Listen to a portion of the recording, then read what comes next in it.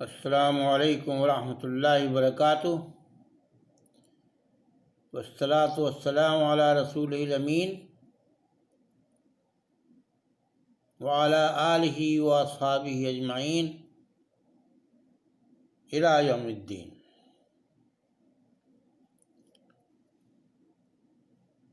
وإلی اخاہم وإلی ثمود اخاہم صالحا قال یا قوم اعبدوا اللہ ما لکم من الہ غیرہ۔ اللہ تعالیٰ کا قرآن کریم میں سورہ اعراف میں فرمان ہے کہ سمود کی طرف اللہ نے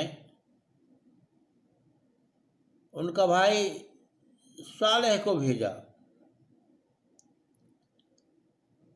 تو اس نے اپنی قوم سے کہا کہ اے میری قوم، صرف اللہ کی عبادت کرو اور اللہ کے سوا تمہارا کوئی معبود نہیں ہے۔ یہ وہ بنیادی تعلیم ہے جو ہر پیغمبر نے اپنی قوم کو دی ہے۔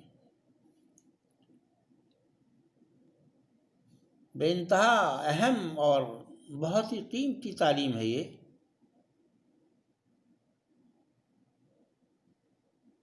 اور اتنا قیمتی اصول ہے زندگی کا کہ اس اصول کو اپنانے کے بعد یعنی انسان یہ بات تسلیم کر لے کہ اللہ ہی کی عبادت کی جائے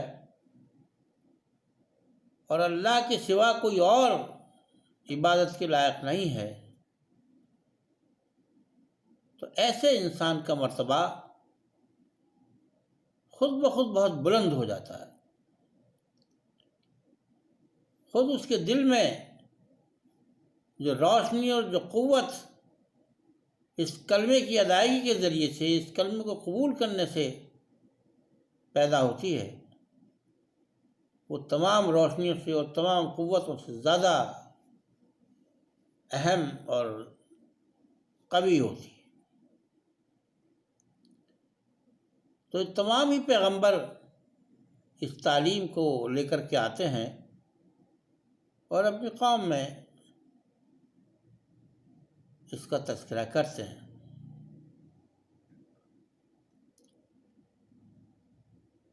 حضرت صالح جس قوم میں بھیجے گئے اس قوم کا نام سمود ہے، اور یہ مدینہ اور مکہ مکرمہ سے شمال کی طرف تبوک کو جاتے ہوئے راستے میں ان کی آبادیاں جو اب کھنڈر کی شکل میں ہے پائی جاتی ہیں۔ یہ مقام ہجر کہلاتا ہے، اور بڑی پھلنے پھولنے والی قوم یہاں آباد تھی، جو قوم سمود جس کا تذکرہ اس وقت ہم کر رہے ہیں۔ اللہ تعالیٰ نے اس قوم پر بڑا کرم فرمایا تھا۔ یہ قوم بنیادی طور پر تو تجارت پیشہ تھی، جانوروں کو پالنا، ان کے دودھ کا کاروبار، ان سے گھی اور چکنائی حاصل کرنا، ان کی کھالوں سے چمڑا بنانا، ان کے بالوں سے اون بنانا، یہ سب کام ان کا بہت ہی اہم کام تھا۔ تو یہ قوم ایک طریقے سے دو کاموں میں ماہر تھی، ایک جانوروں کو پالنا، وہ ان کا بڑا قیمتی سرمایہ ہوتا تھا، براہ راست ان کو پال کر کے ان کو ذریعے غذا بھی بناتے تھے اور ذریعے تجارت بھی بناتے تھے، براہ راست جانوروں کو بیچتے بھی تھے، اور ان کے بچے ہوئے جو حصے ہوا کرتے تھے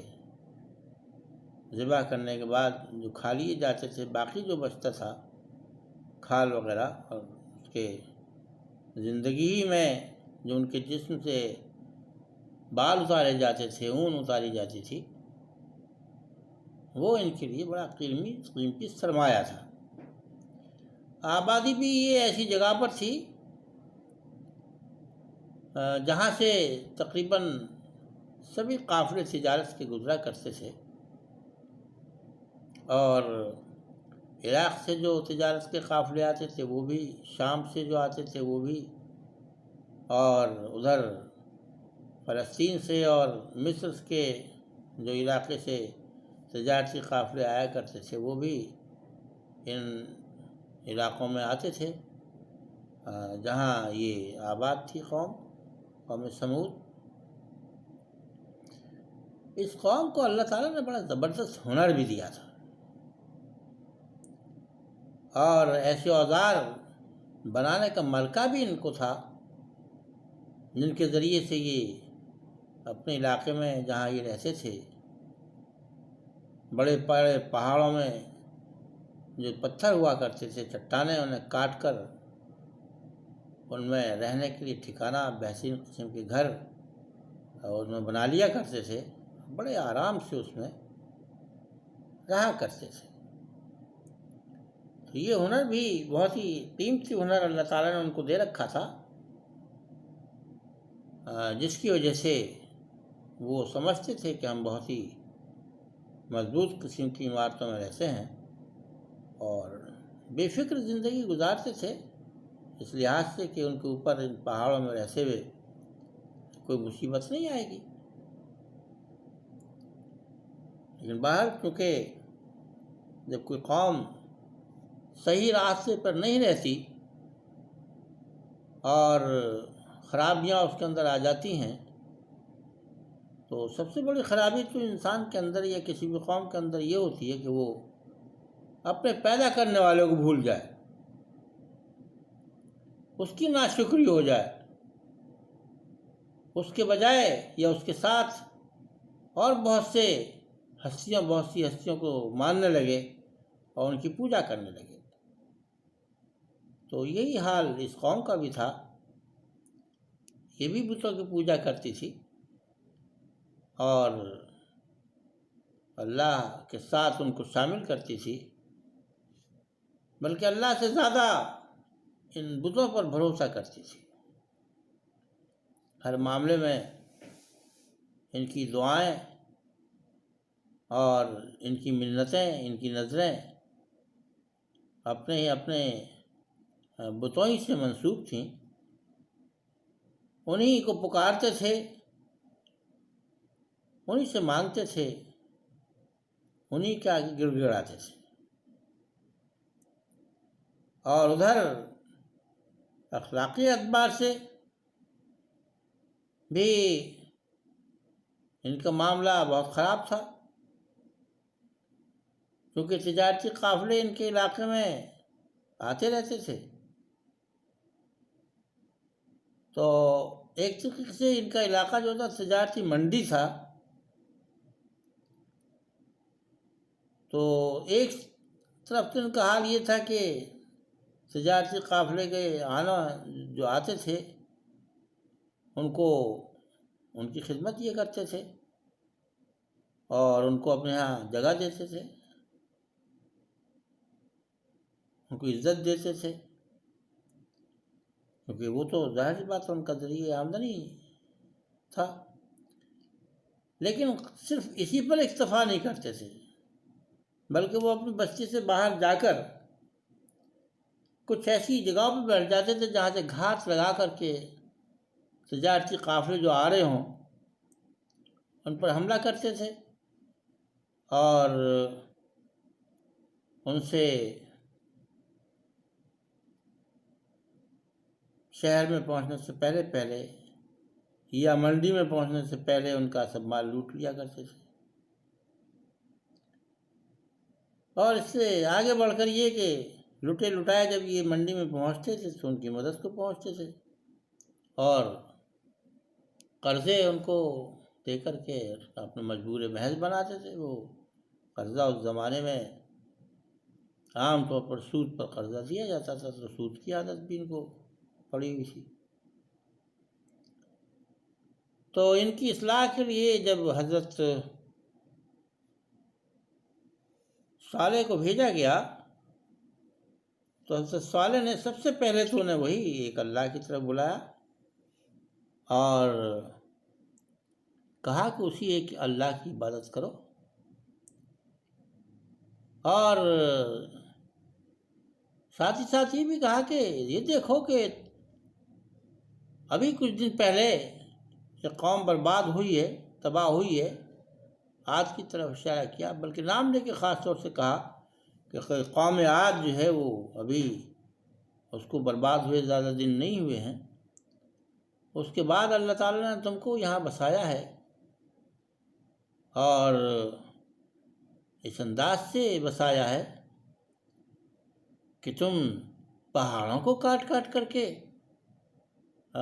اپنے محل بناتے ہو، اس میں یہ بڑا انعام ہے اللہ تعالیٰ کا، اور اس لیے اللہ تعالیٰ کا تمہیں شکر گزار ہونا چاہیے، بجائے اس کے کہ اور ہستیوں کو تم اپنا خدا مانو اور دوسری ہستیوں سے تم مانگو، اپنی منتیں مانگو۔ براہ راست اللہ تعالیٰ سے یہ منتیں مانگنا چاہیے اور اسی کا شکر گزار ہونا چاہیے۔ یہ کہنے کے ساتھ ساتھ وہ ظاہر ہے وہ اخلاقی خرابیاں جو ان کے اندر تھیں ان کے خلاف بھی بولتے رہتے تھے، لیکن ان کی کسی بات کو نہیں مانتے تھے۔ جیسے اور سب قوموں کا معاملہ یہی رہا اپنے پیغمبروں کے ساتھ کہ وہ اپنے پیغمبروں کی بات کو مذاق میں لیتے، اور جو ان کو عذاب کا تذکرہ کیا جاتا ان کے سامنے تو اس پر بھی ہنستے۔ یہی حال قوم سمود کا بھی تھا۔ تو قوم سمود کی صورتحال یہ تھی کہ وہ حضرت صالح کا ہر معاملے میں مذاق بنایا کرتی تھی، اور اس مذاق کے نتیجے میں ان کو ہدایت کے راستے جو تھے ان کے اوپر نہیں کھل پاتے تھے، بند رہتے تھے۔ ہدایت کا اصول اصل میں اللہ تعالیٰ نے یہی رکھا ہے کہ جو چاہے گا اس کو ہدایت ملے گی۔ ہدایت کا معاملہ ایسا آسان نہیں ہے اور اتنا سستی نہیں ہے ہدایت کہ چاہے جس کو لو اور ہاتھ میں تھما دو اور وہ لے کے چل دے اور چلو اللہ اللہ خیر صلی اللہ، ہدایت مل گئی اس کو، ایسی بات نہیں ہے۔ تو ایک ہدایت تو ملنا یہ ہے کہ پیغمبر کے ذریعے سے تعلیمات اس تک پہنچیں، یہ بھی ہدایت کا ملنا ہی ہے۔ لیکن اس کے آگے بڑھ کر کے ایک ہدایت وہ ہے جو انسان اس کو قبول کر لے۔ تو جب قبول کر لیتا ہے تبھی اصل میں یہ مانا جاتا ہے کہ ہاں ہدایت اس تک پہنچی، ہدایت کس نے قبول کیا۔ تو اس طرح کی ہدایت قبول کرنا پیغمبروں کی قوموں میں سے چند ہی لوگوں کو مقدر میں ہوتا ہے، تو بہت کم لوگ حضرت صالح پہ ایمان لائے اور بہت کم لوگوں نے ان کی بات کو مانا۔ ان کے درمیان میں کچھ لوگ بہت ہی مضبوط قسم کے لوگ تھے، چالاک تھے، چنٹ تھے، ان کا ایک جتھا تھا، وہ مل جل کر جو فیصلے کرتے تھے باقی پوری قوم وہی فیصلے اپنا لیتی تھی، اسی کے مطابق وہ عمل کرنے لگتی تھی۔ تو انہی کے فیصلے اس کی قوم پر چلا کرتے تھے۔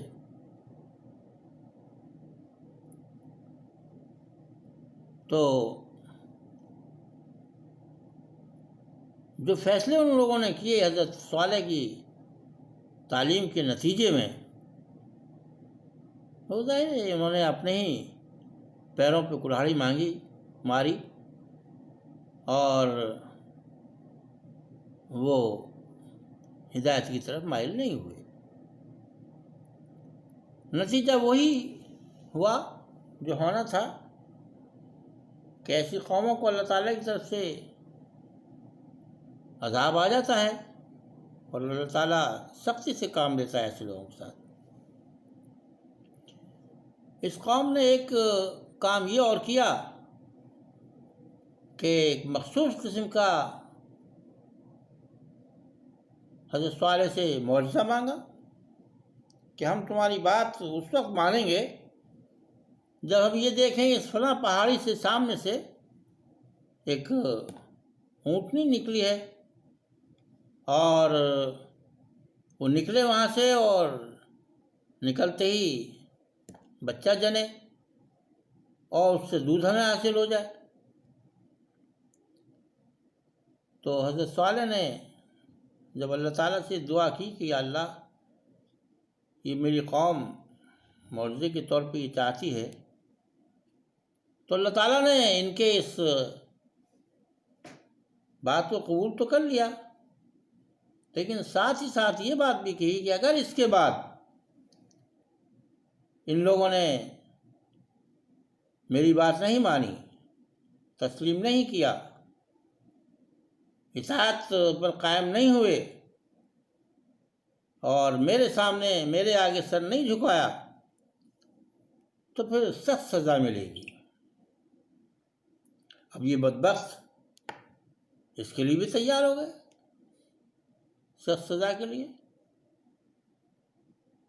اور پھر وہ معجزہ دکھایا گیا۔ ان کی نظروں کے سامنے اونٹنی نکلی، اس نے بچہ جنا اور اس نے دودھ دینا شروع کر دیا۔ جس وقت وہ نکلی تو اس کے آگے آگے جتنا بھی علاقہ تھا، خشک سا علاقہ تھا، سوکھا ساکا سا، تمام وہاں ہریالی چھا گئی، اس نے وہاں چرنا شروع کر دیا۔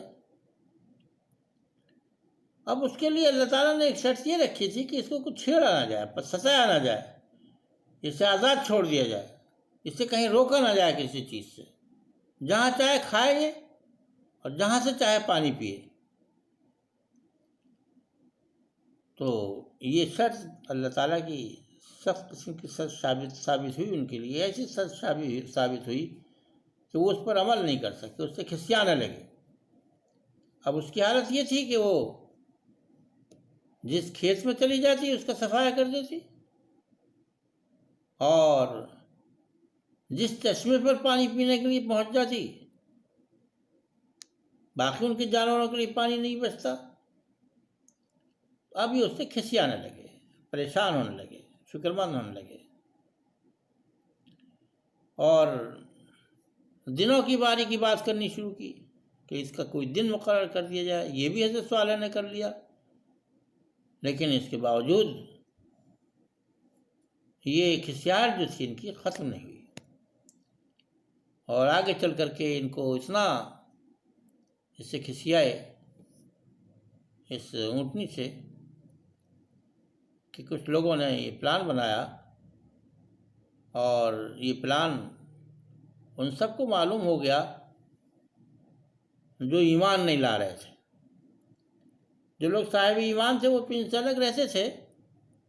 جنہوں نے حضرت صالح کو پیغمبر کی حیثیت سے تسلیم کر لیا تھا، وہ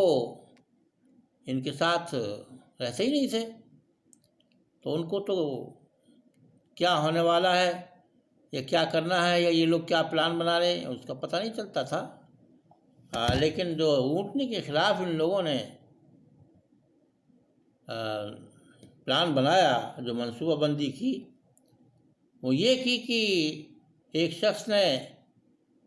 جھاڑی میں پیچھے چھپ کر کے بیٹھ گیا اور وہاں سے اس کی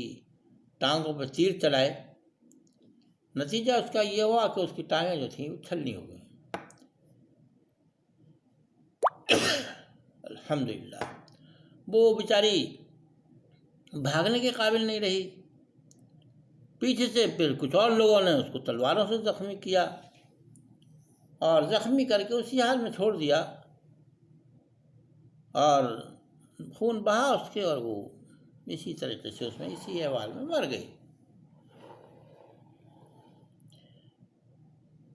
تو سورہ شمس میں اس کا تذکرہ اس طرح سے آیا ہے کہ اللہ تعالیٰ نے فرمایا کہ ہم نے ان کو اونٹنی کا معجزہ دیا، لیکن اس کو انہوں نے کونچیں اس کی کاٹ دی۔ ہم نے ان کو اونٹنی کا کو دے کر کے، معجزہ دے کر کے یہ کہا کہ اس کو کوئی نقصان نہ پہنچائے، لیکن انہوں نے اس کی کونچیں کاٹ دی، اور پھر اس کے نتیجے میں جو ہم نے کام کیا، فَدَمْدَمَ عَلَيْهِمْ رَبُّهُمْ بِذَنبِهِمْ فَسَوَّاهَا، تو ان کے اس جرم کی پاداش میں اللہ تعالیٰ نے ان کے اوپر زبردست قسم کا عذاب بھیجا، اور ان کو تہوبالا کر کے رکھ دیا، بالکل برباد کر کے رکھ دیا۔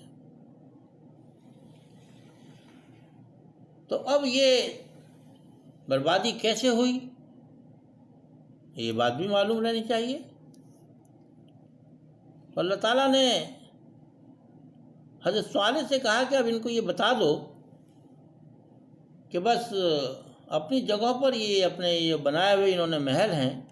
ان میں بس 3 دن اور رہ لیں، اس کے بعد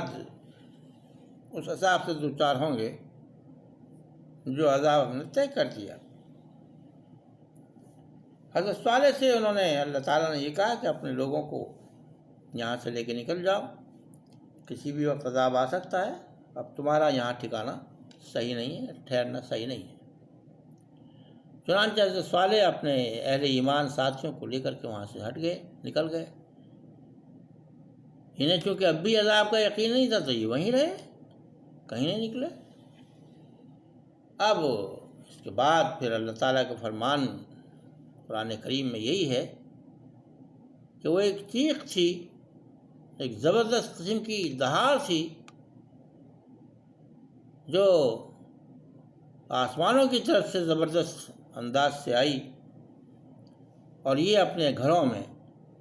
اوندھے کے اوندھے پڑے رہ گئے، اسی حال میں جس حال میں جو تھا وہیں اس کا وہ مر گیا اور ختم ہو گیا۔ اور ساتھ ہی ساتھ زبردست قسم کا زلزلہ آیا، جن پہاڑوں میں کو اپنے لیے وہ محفوظ سمجھ رہے تھے، بہت سے پہاڑ اس میں ہرے اور جلے، اور ان کے جو محل تھے ان کے اندر بنے ہوئے وہ سب ان کے خود انہی کے اپنے اوپر ڈھیر ہو گئے۔ تو یہ ان کا انجام رہا۔ تو